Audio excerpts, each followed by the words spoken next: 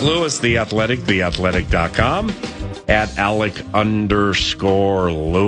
via X. And we have the podcast, the Alec Lewis Show podcast, available where you find all of your podcasts, including the free iHeartRadio app. And Alec joins us now after a Vikings minicamp has come to a conclusion. Now the kids get a month and a half before the rough and tumble nature of training camp in late July, early August.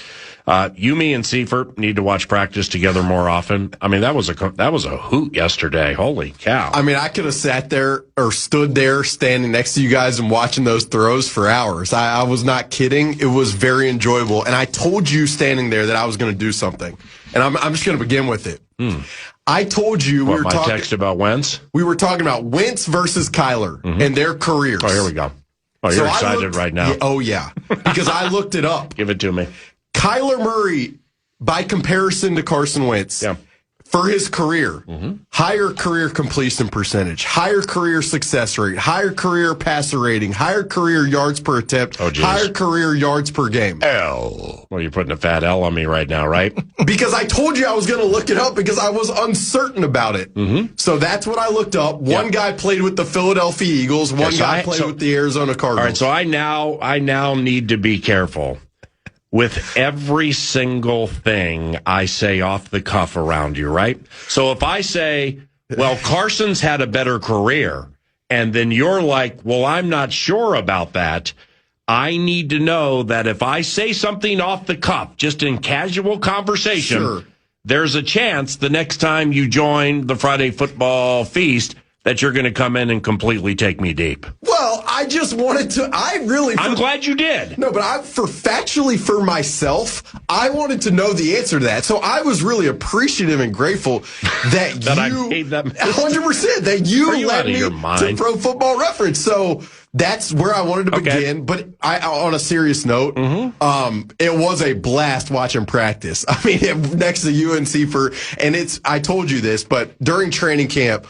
one of my favorite things about this job is you get to stand next to these reporters who are really good people, and we have a great camaraderie, which is a testament really to them. So whether it's Dane Mizutani, Ben, whether it's Kevin, I actually really enjoy that part of the job, and to have you as part of it was awesome. It really was. All right, well, watching those three quarterbacks yesterday, okay, I'm just going to lay it out like this, and you take your learned football mind wherever it needs to go.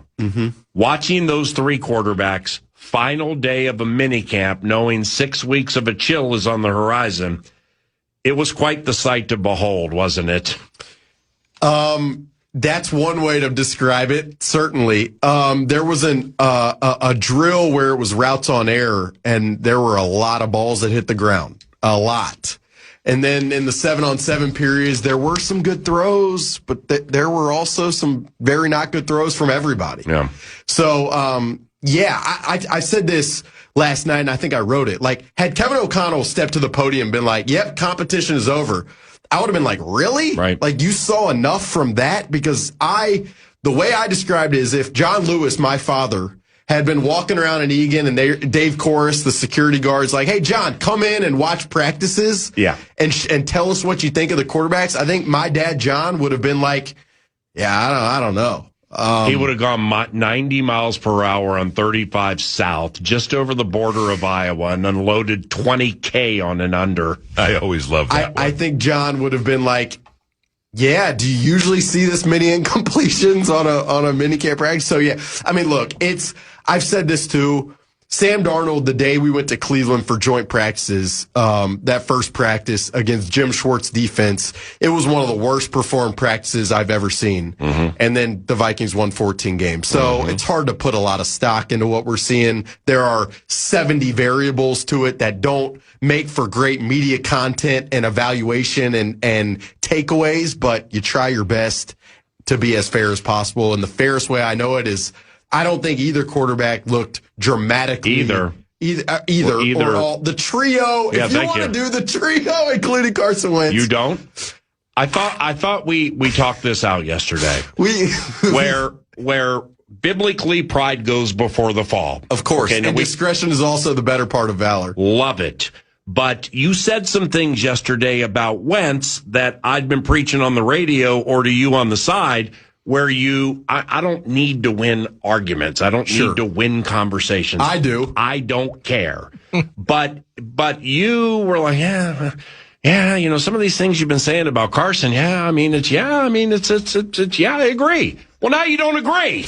Well, I mean, look, it's very clear that most of the reps have gone to Kyler and J.J. McCarthy. Mm-hmm. And then Carson Wentz every day will get like 3 or so reps in the 7-on-7, and then Max Rosen will get 1. KO was messing with those reps yesterday, giving Kyler 5 or 6 and JJ 2 or 3. It felt pretty even. And Kevin O'Connell said after, he's like, I tried to tell you guys not to read into the reps, and it looks like I wasted my breath on that one. But like, he knows this is going to happen. It's a high profile quarterback competition. I would just say again. Well, he can't. I mean, with respect, and I'm quite fond of the man. Professionally with what he does and personally. Sure. But with respect, I don't think you can say that and then not end a press conference before everybody's gone for a month and a half and say, oh, yeah, by the way, that's the starter. Yeah. There's still ambiguity. And for the media to have ambiguity, well, that's fine. Why? Because there's ambiguity. Right. And I would say this, again, there's a lot of variables to it. There's Kyler Murray in his first year in this system, whereas J.J. McCarthy is in his third year in this system. And I was talking with an executive in the AFC yesterday. How is Tom Dimitrov? And this was an interesting conversation, actually, where this person was like, what they could have done if this was just a faux competition is, put Kyler in positions where it's just really easy. And it sounds like, based upon what I was telling this person, like they have not spoon-fed the system. It's like, we're going to install it the way we're going to install it. Mm-hmm. And you're going to have to kind of, see what you can handle. And then at some point leading into the season, I imagine they will chisel it down and dial it down to where whoever's the starter feels very comfortable. But, I just don't. The summary for me is none of the guys have looked dramatically different or better than the other one. There's positives and negatives, I think, to all guys. There have been great throws from all guys. There have been misses from all guys. And so, it would have been dishonest for Kevin O'Connell to get to the podium being like, yep, I saw enough one way or another. Right. And it's a testament to him. He's called it a true competition every time he's talked to the media.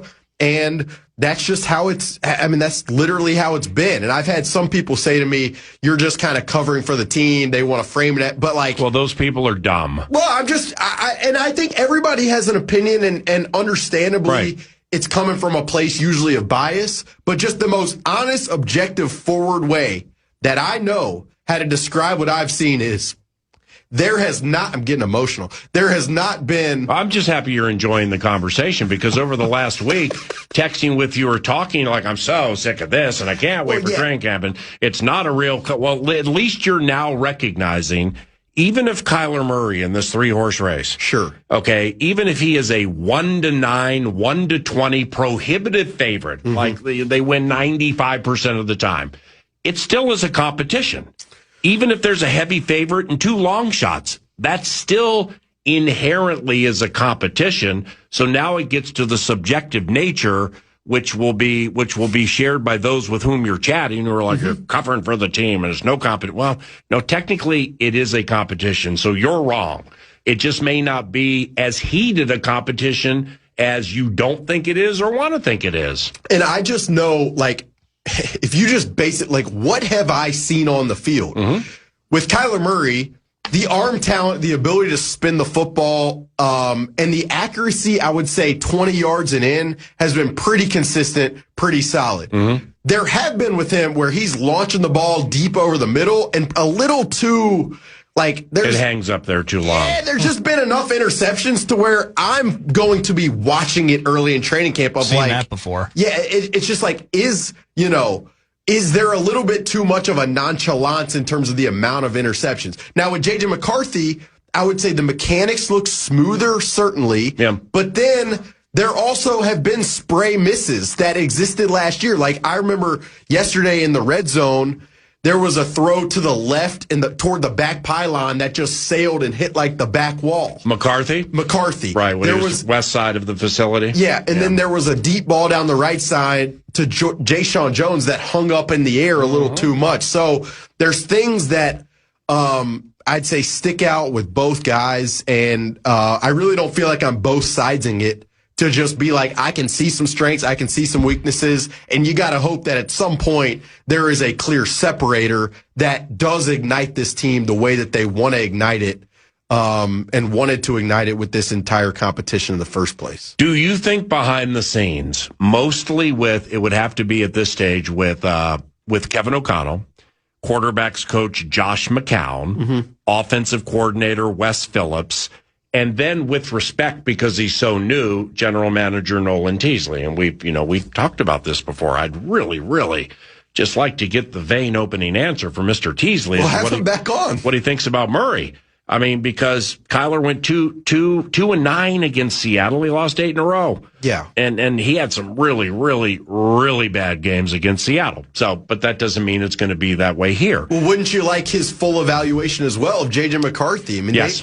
Seattle did a lot of work on the quarterbacks in recent years. Yeah, good point. So while he's going to have a perspective on Kyler, he's also going to have a perspective on J.J., and he has said this, and I completely believe him. Like, he's going to defer to Kevin, and Kevin O'Connell's feel within this whole thing will win out. I mean, that's just right. That's just how it's going to be. Okay, well, off that, it's as much steamrolling related info as you can share a month and a half from training camp, and off what you just said. When it comes to this guy is going to start against Green Bay, and I feel this good about the progress that's been made. And for the first time yesterday, we played in KO Cuts from that press conference. Unless I've missed it, that's the first time I've really heard effusive praise of Kyler Murray and how it's coming together. And I'm proud of him for making leaps and stuff like that. Okay, cool. But behind the scenes, as they depart after, some rookies in OTA next week and stuff like that, truly, how convicted do you believe the right people are with who the number one quarterback is for this team? Not, we brought him here, got a great deal. We'll worry later about why somebody actually paid somebody $35 million just to leave. Okay. That's part of it too, whether people want to recognize it or not. The conviction that they have in who's going to start that Green Bay game. Yeah, I mean, I don't think it can be high, but if it is, and I'm wrong, I'm wrong. I don't necessarily think there's a high conviction. Otherwise, the reps would be more skewed to ensure that the offense is becoming more consistent. And I think if Kevin O'Connell's going to talk publicly about how true of a competition it is, then you would hope that there's not some crazy conviction one way or another, or else that would be a lot of lip service. So, look, I'd say let's get a week and a half into training camp, and if there's still a wide open conviction from that standpoint, then you probably got a little bit of the ultimate cliche of you got two quarterbacks, you don't have one. Right. So I don't sense like a crazy conviction one way or another. And again, it's really hard to evaluate both internally and from the outside. Why? The folks driving around listening are probably asking, why is it so hard to evaluate?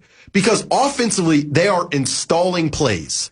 Defensively, they are installing plays. So these last few practices aren't set up to just go out and beat the defense. Right. It's like, let's run the play the right way. But that's the problem. You see, with respect, I mean, that first minicamp, okay?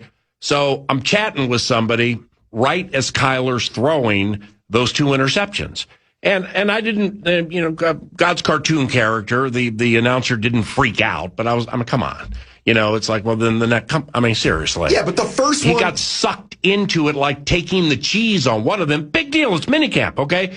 Yeah, I am saying big deal, it's minicamp, you can fix it. Somebody said to me, well, it's minicamp, things like that happen. But my response to them was, with respect, yeah, this is when it's supposed to be easy. Right? Well, the question I would ask you is, when Kirk Cousins in 2022 learning this offense was struggling mightily to pick it up, this time of year, would you have said the same thing? That was not the case. No, with Cousins this time of the year? When absolutely. he got to training camp, he got buried by Flores defense. Flores defense that first year, it was Ed Donatel's defense because it was 2022. His first year in this system, Kirk Cousins talked until the middle part of the season of the difficulty. I got you. Sam Darnold, struggled mightily this time of year as well. So I think, the question I would just have is, do you talk the same way about the difficulty for Kyler as you would these other guys learning the system? And the addendum of it is also,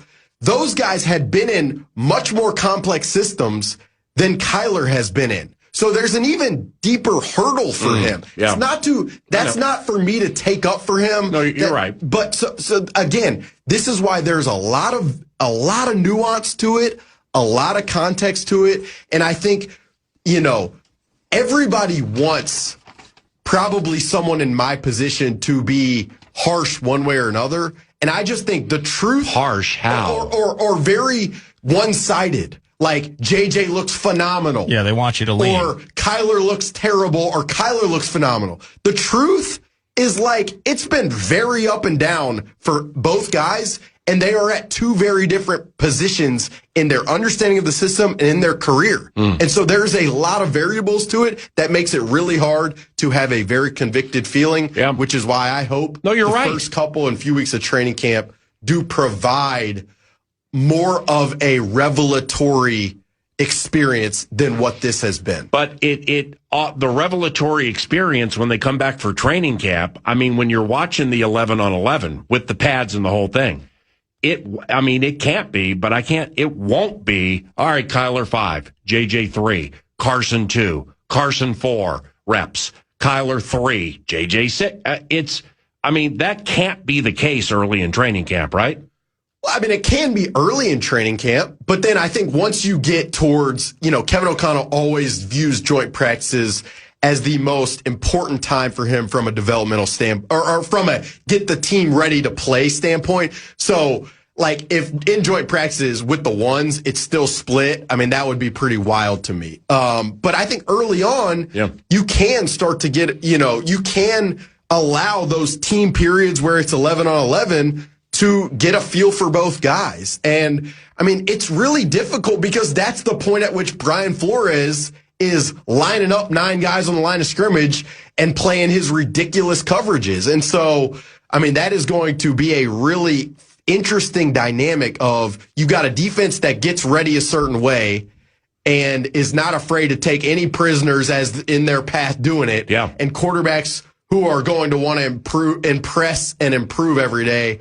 That becomes probably somewhat of a clash that to watch every day is going to be pretty fun. Oh, that's well said. Well said. Is there anything you've gleaned from the way KO has spoken of J.J. McCarthy? So as PA was mentioning, the effusive praise, and in particular talking about the way he slings that ball. Yeah. Now on JJ's side, I even played a clip last segment, kind of arrow is up, and what does that mean? Well, now we're talking about more basics and fundamentals.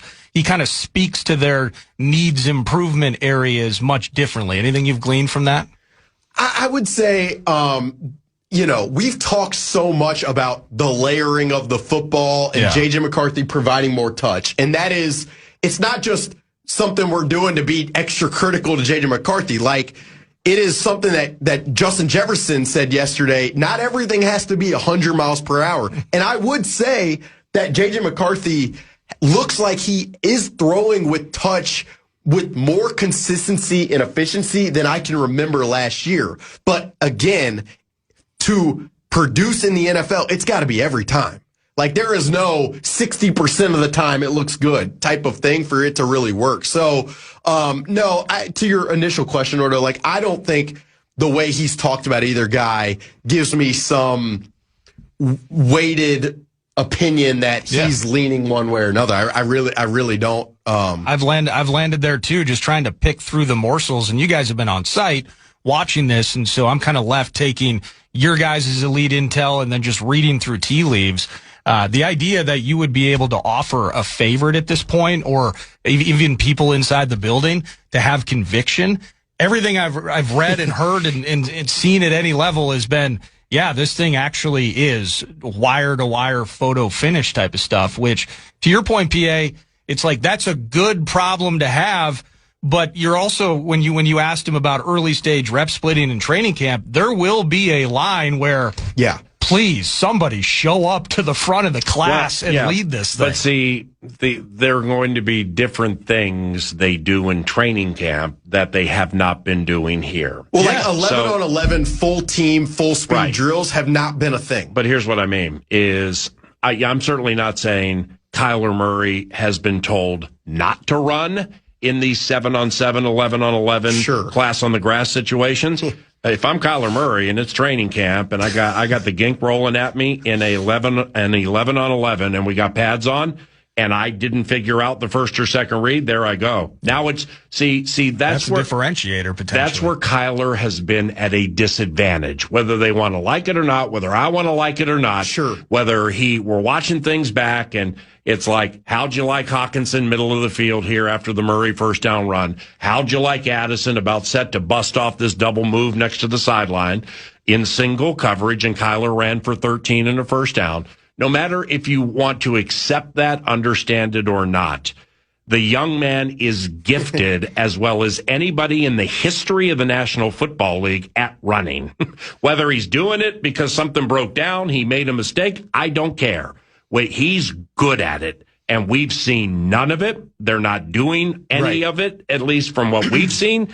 But in training camp, he's going to have to do it, specifically in those joint practices, and that's where people are going to catch wind of a part of this young man's game that nobody is discussing because nobody's seeing it, and it's a vital factor. You're 100% right that we haven't seen it, but it's also kind of a double-edged sword because you know how much this offense thrives on rhythm and timing from the pocket. And even Kyler Murray said the other day, like, that's what wins. He said that. He understands that. And so if you can't do that consistently in this specific offense, then it's probably going to be a bit of a square peg round hole situation in general. Okay. That might be why they've mitigated it too. You can sprinkle it in. You can sprinkle it in, certainly. You're going to have to sprinkle it in when pass rushers are flying in your face. But to do it at a 50% of the time, or at a 20% of the time, even probably, your position, there will be fewer than 5%. 5% called running plays by the quarterback, in a game or in the season. I would just say this time is critical because if Kyler can't do what they want him to do conceptually in these types of instances, then it's going to be really difficult regardless. So as much as the athleticism, the scrambling ability, all of that is elite and it's special, it's also what leads to injury, which gets you back to probably the most concerning part of all of it is the injury history in recent years. So again, there's give and take with even the athleticism, which can be really impressive. Alec Lewis, The Athletic, theathletic.com. That was our Steve's Appliances marathon segment. I want to talk about the O-line. We will when we return for sure. But summer savings continues at Steve's Appliances. A 4th of July sale is on the horizon. And when you buy some of these elite appliances for $599 or more, you receive a free 2-year warranty, plus free metro delivery, recycling of old appliances, and lowest prices of the season. StevesAppliances.com, StevesAppliances.com. Back after this. This is 9 to noon.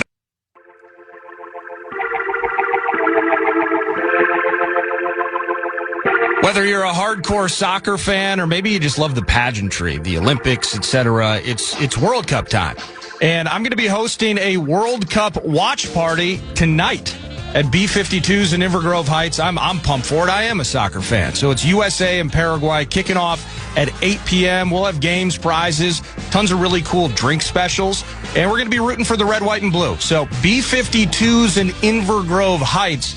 We're doing a watch party for Team USA tonight. Come hang out and chat soccer. Or don't chat at all and just watch the game and enjoy beers.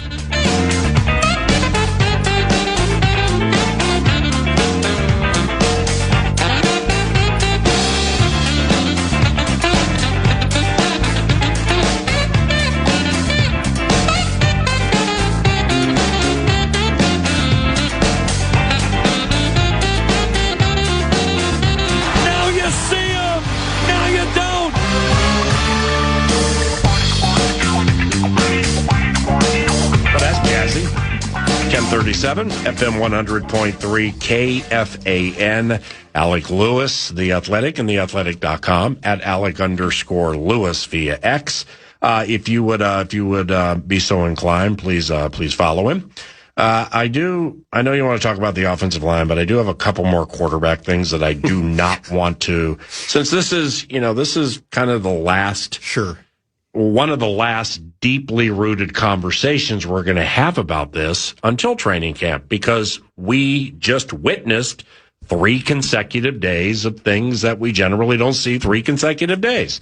And I think the crowd's interested in it too, despite it up until about 72 hours ago, genuinely frustrating you, this quarterback conversation. It's so much so that you and I didn't speak for like a day and a half. There's just 88 other players and a bunch of new coaches, and how my mind works. I love the stories about the people. I know. And I love the other dynamics that I can learn about. You're peacocking because about a year later you finally hit that Zemiah Vaughn take. I always love that. No, but genuinely, and I get what sells, and I get what people are interested in, and everyone's passionate about it. But yeah, it's just a little. I just like football. I can't wait to move on, and I can't wait for training camp. So I'm with you. Yeah. But football always wins. Microphone 9 to noon, whole thing. Yeah. So do you in any way think Kyler Murray is getting the short end of the stick from fans? Short end of the stick. Yeah, from where fans. he's being disrespected or disregarded, or maybe I misread a tweet of yours. Okay, forget about that. No, but I will say this: I do think there are a lot of people who listen to KFAN, who are on social media, who read The Athletic, who listen to the Alec Lewis Show, who really had hope for what J.J. McCarthy represented, which was becoming. Well, that hope does not have to be usurped. Well, I'm saying I think that's part of the. I think this is as interesting to me as anything else, is the psychology of the people who want to believe so much in J.J. McCarthy. Yeah. And I understand it, because this team has been searching for that guy for so long. And when you get that guy, as Buffalo is an example, Kansas City is an example, New England now is an example. When you get that guy, your falls are a blast. You are relevant every week. So I understand that, and I think that clinging to that hope has made some people probably a little negative on Kyler, beyond all of the narratives that exist around Kyler that I do think warrant their own deep dive. Well, one thing I brought up on the sideline yesterday with you and old school, best school, Kevin Seifert, ESPN, and you hadn't seen it, Kevin had. Yeah. And I've actually, from something I said yesterday on the sideline, I've actually kind of tempered my opinion on what I'm about to read a little bit, from former Vikings quarterback Sean Salisbury on X a couple of years ago. It's a video tied to it also, so you can hear it if you want, but transcribed, Sean said, quote, Kyler Murray says the toughest part in Minnesota is splitting reps. Welcome to the rest of the football world. That isn't the first pick. That isn't the first pick of the draft. You ran from competition at Texas A&M. You had the job handed to you in Arizona for 7 years. Now you have to earn it. And that's a problem. Go win the job. Then you can have all the reps you want. Okay. I went from kind of understanding where he was coming from to it bugs me now. Okay. Because Sean, with respect, nothing was handed to Kyler Murray. Okay, he earned the right to start in Arizona and win Rookie of the Year, and nothing was handed to him because management deemed him good enough to keep him as the starter, and we're good. We're going to raise him and improve, and, the running out of bounds and sliding got better for Kyler after a certain season where he kept getting nicked up. He had a coach who amazingly, for the first time in the history of the National Football League maybe, actually refused to teach him to play under center his first 2 years. So those situations, Sean, with respect, are adverse. Secondly, when he's like, you ran from competition at Texas A&M, you had the job handed to you in Arizona, now you have to earn it, and that's a problem. Who said it was a problem? And I went back and listened to Kyler Murray explain in that Tuesday press conference a couple of times. Hardest thing is I'm not used to cutting reps. Well, he's right, because he's never had to do it. Nobody's running from anything. The man opened a vein, which we all should appreciate, saying, here's what's difficult for me. I would pick up on this more quickly. You would see different things and I'm paraphrasing like I'm speaking for Kyler, if I had more consistent reps. Oh, and by the way, if they took the governor off and let me run, you guys would all see a bunch of different things. But the hardest thing for me is that's not happening. And he never said, I hate it. I want out. I'm at a disadvantage. So I went from this Salisbury thing being like, wow, look at Sean go, to like, you're out of your mind, bro. He's not complaining. It's not complaining. It's opening a vein. Well, what was interesting about it all, and again, this is one, I'll just say this. Judd Zulgad asked him, what has been the toughest part of this? And that's what he said, the splitting of the reps. Then the very next question or two questions after, I asked him, what has excited you most about this? And his answer to that was being uncomfortable. And so, yeah, and embracing it. Right. Now, that has to be validated with action. Like, you can't just say that and then complain behind this. But I would say that part of it also got cut out of the circulation of that video or those comments on social media, was the fact that he also in tandem said that part has excited him. Whether that's true or not, those internally will know. But Kevin O'Connell was interesting yesterday. He said the comments that Kyler made were similar to conversations they've had behind the scenes. So I don't think that was him going out and trying to create a headline. But I would say this too. What's the competition he ran from at Texas A&M? Any idea? So I've got to do more work on that. But he was at Texas A&M with Kevin Sumlin, I believe, was the head coach. Okay. And then he transferred to Oklahoma. Okay. And there was a lot of noise around that of who was involved, what was going on with that. Didn't he back up Jalen Hurts at Oklahoma, or he was there? I think Baker Mayfield. Okay. Baker Mayfield, the first year. So again, and that's my responsibility as a reporter to dive into that. But I do think two things. One, it should be hard not getting the full reps. And also, it's important for him where he is in his career to embrace that discomfort. And as long as he's doing that and not just talking about it, all is fine. And embracing the uncomfortable nature of what's transpiring here with split reps, new offense, proven offense. New teammates. New town. There we go. New offensive line. Yeah, yes, the whole thing. That's a great point. He was not permitted the opportunity when he first came into the NFL to embrace the uncomfortable nature of teaching a shotgun-centric quarterback to work under center. You're exactly right. Okay, now, I mean, I know that's 2019, and, we go 2025 with Ben Johnson and Caleb Williams. Mm-hmm. But this time of the year last year impressed me so much with Ben Johnson and Caleb Williams, with what they were saying about he never played under center. And his rookie year, he barely played under center. If we don't get this right, we're not going to be as good as I know we can be. Well, I mean, if Kingsbury had said that in 19 and 2020, Kyler Murray probably wouldn't be here right now, I think you're probably right with that. I'd also say, like, you think about Ben Johnson and Caleb last year and trying to take this shotgun run around style quarterback and fit him into this under center pro style offense. I mean, I can remember seeing tweets from my colleagues, Kevin Fishbane and Courtney Cronin, who cover the Bears. And it was like, Caleb's throwing picks today. And I remember reading those tweets and you're like, man, how's this fit going to possibly work? Right. Over time, they really challenged him early on. Yes. And over time, it ended up working. That's what's happening with Murray. And it's not to say it's going to produce in the season, but in this media environment, PA, there's not room for context and nuance.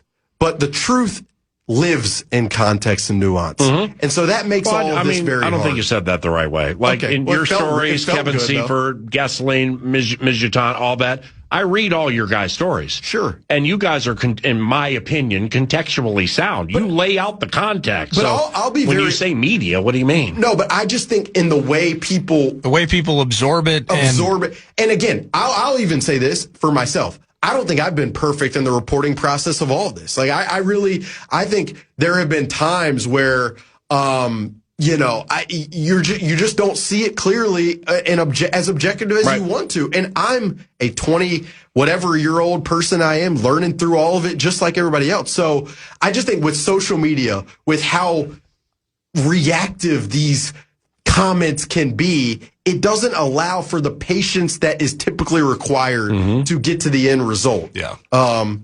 And that's my opinion. Right. Outside of the quarterback, plenty to discuss in our final segment with Alec Lewis from The Athletic. Vikings minicamp for the veterans has come and gone. Plenty about which to chat, as you can tell. It's 10:47. Back after. The takes don't stop when the mics turn off. Check out the KFAN YouTube channel for exclusive videos, in-depth takes, initials, and password games, behind-the-scenes content, everything you want. Just search KFAN on YouTube and hit subscribe today.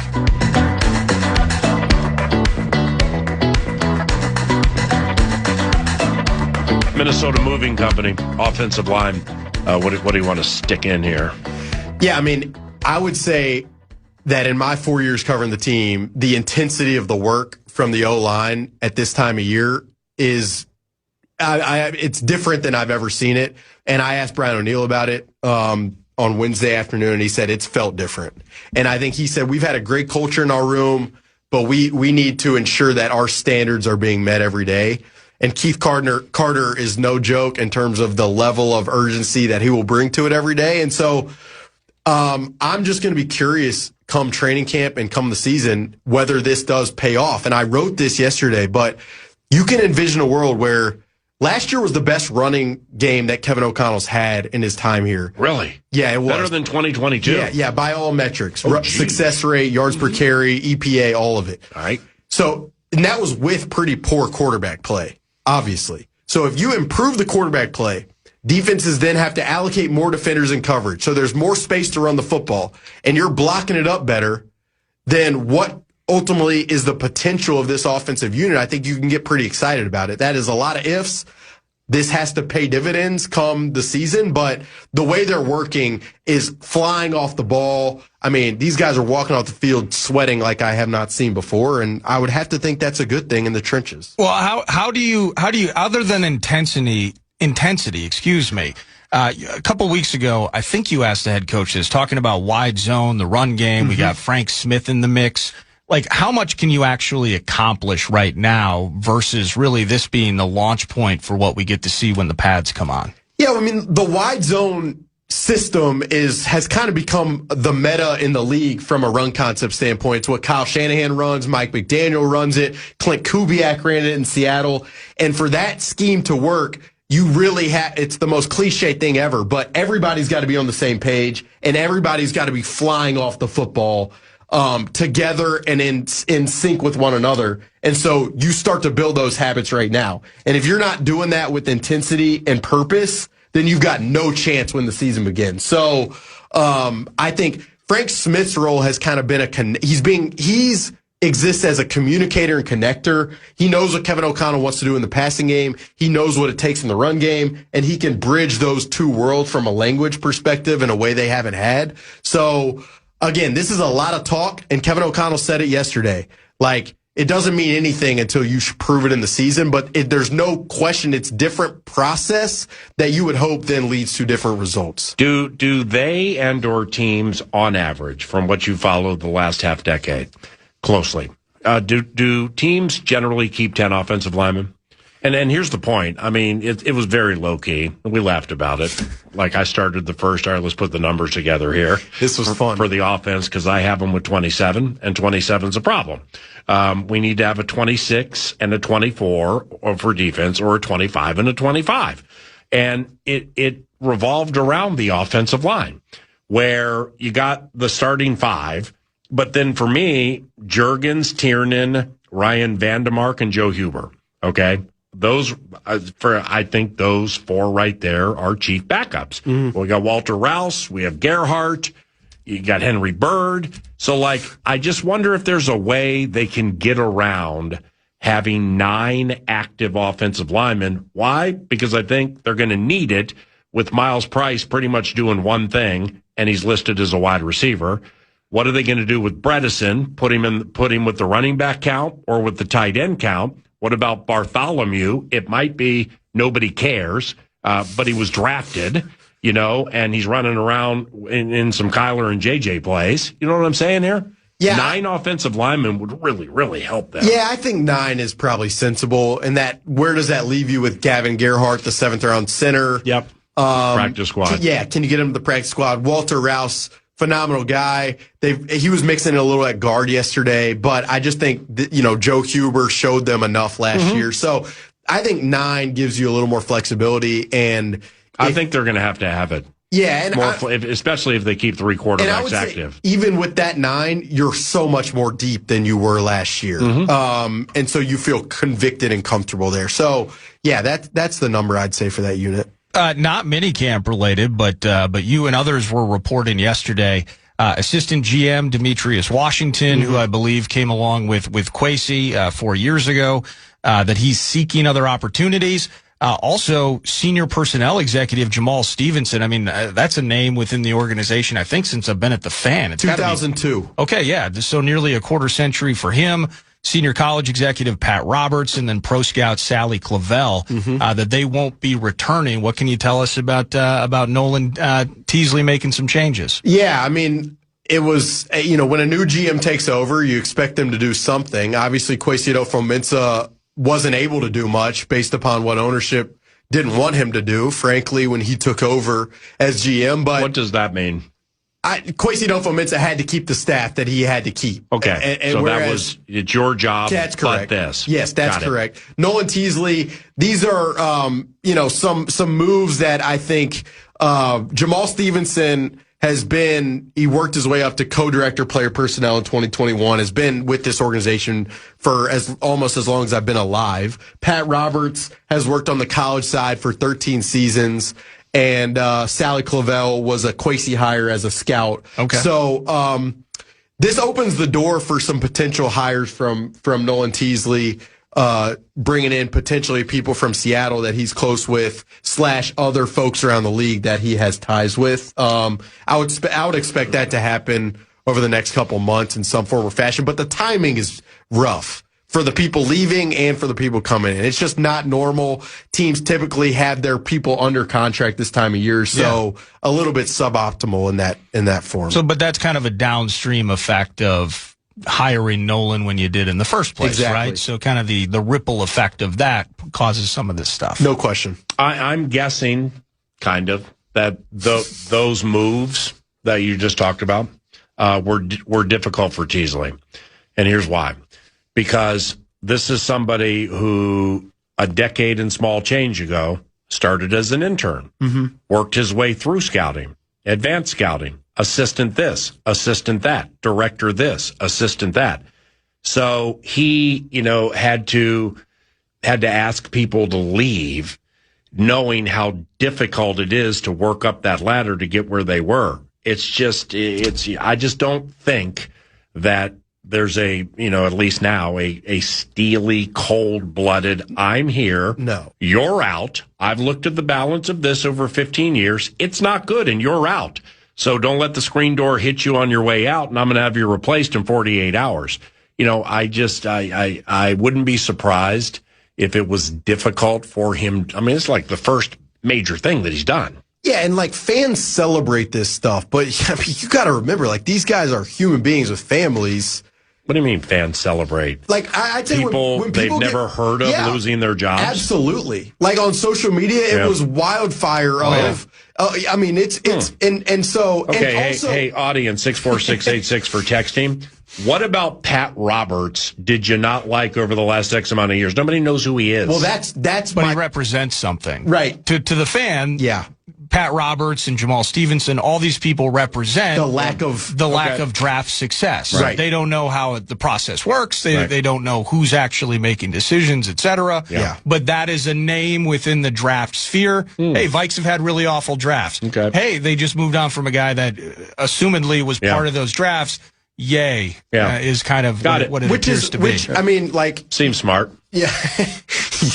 it's tough. I would say that, look, I think in some ways, with every organization in sports and in business, like change can be productive depending on who goes and who's brought in. And so, like, I do think over the course of time, Nolan Teasley's going to want to get this thing to a place where he feels confident in the processes. And so he said when he took the job, like, there's a lot of talented people. He wants to be able to assess and evaluate what they bring to the table. So I'd expect over the next year, there's a lot of evaluation being done. You seem really locked into this conversation. No, we could go another hour. This is really, really good, in my estimation. But I understand. How about Damon Claiborne? Well, I was going to go Damon Claiborne, your thoughts. I mean, it's like when we think about training camp, if I had to put together a handful of people that I'm interested to watch execute their toil, Caleb Banks would be in it. Why? Because we haven't seen him. Claiborne would be near the top. No doubt. And, I've seen a decent amount this offseason, so I've seen him run. Mm-hmm. I mean, those cuts yesterday, granted. You were standing there going like this, ooh. Well, ooh. He put, ooh. He took the governor. I'm like, is PA okay? Yeah, it gets uncomfortable at times with the oohs. He took the governor off himself yesterday with these jump cuts. I was like, damn. He caught a kickoff return, and he's like gliding through blockers, and I'm standing next to PA. We're talking about 401ks at one point, and then PA is just all of a sudden, ooh, ow. Okay. I'm like, did he like step wrong on the turf? Well, you're not. Okay, well, contextually speaking, you're right. I said all of that. See, the truth is found in context and nuance. You were right. You were absolutely right. But how about the other old schooler chatting with you? Kevin Seifert, ESPN. Happen to remember what he said? Wow. That reminds me of Percy Harvin from minicamp in 2009. And who's bloviating? We're not bloviating. No. We are contextually sharing. No, and I'm trying to set the scene for the listener. You got a Percy reference? I'm telling you, Nordo. There was a Percy moment yesterday. And I will just say this, and then I'll hang it up, probably. Not for the summer, not forever. Yeah. Aaron Jones, I don't know. Yeah. Aaron Jones, I talked to. Sarah Bryan and Jordan love you. Steve's is going nowhere. Tuesday afternoon after practice, I talked to Aaron Jones. We were talking about team, scheme, vibes of everything. And then after, he's like, you seen that kid 21? Yeah. Yeah, this guy's no joke. Wow. And Aaron Jones is not just saying that for his health or to, So we'll see. It's a lot for a 6th-round pick to handle. All right, now you got to go. I mean, because I know you're staying home this weekend for a very, very important wedding. I've got it. Yeah, I have a wedding this evening and somewhere 45 minutes from the city. Here? And here. Oh, I thought you were. No, I'm not going home again. Oh, you fixed the whole thing? I don't know what that means. Oh, wedding weekend? Oh, that was last weekend. Yeah, last weekend was a disaster. You're right. Okay. Yeah, all right. It's always a disaster. Appreciate you, brother. Thank you. See you, Nordo. Yeah, we'll stay in touch. Alec Lewis, The Athletic, theathletic.com. News du Nord is around the corner. Bruce Boudreau, coach of the Minnesota Wild, within the next 15, 20 minutes on Stanley Cup final, and Carolina taking a 3-2 lead. Back after this.